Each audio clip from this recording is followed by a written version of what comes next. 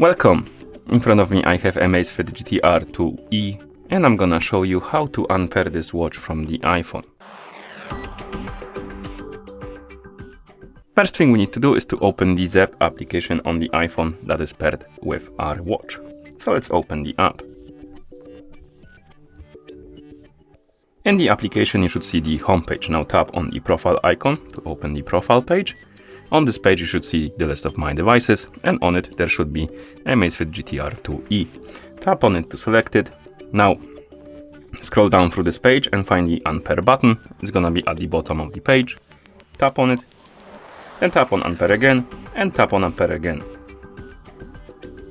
You will see the message unpaired successfully, and the watch will reset itself to the factory default settings.